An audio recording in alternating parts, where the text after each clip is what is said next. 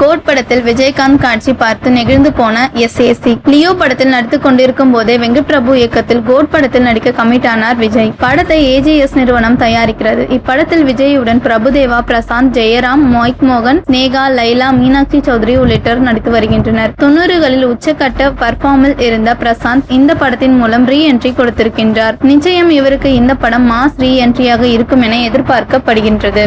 படத்திலிருந்து இதுவரை வெளியான போஸ்டர்களும் ரசிகர்களிடம் படம் பற்றிய ஆவலை தூண்டியிருப்பதாக குறிப்பிடத்தக்கது. தனக்கு சம்பந்தமான கிராபிக்ஸ் பணிகள் முடித்து விட்டதாக அமெரிக்காவிலிருந்து சென்னைக்கு வந்தடைந்தார். இதனையடுத்து குட்டி ரெஸ்ட் எடுக்கவிருக்கும் அவர் தொடர்ந்து கோட் படத்தின் டப்பிங் பணிகளில் ஈடுபடுவார் என்றும் தனது அடுத்த படத்துக்கான முதற்கட்ட வேலைகளை ஆரம்பிப்பார் என்றும் செய்திகள் வெளியாகின.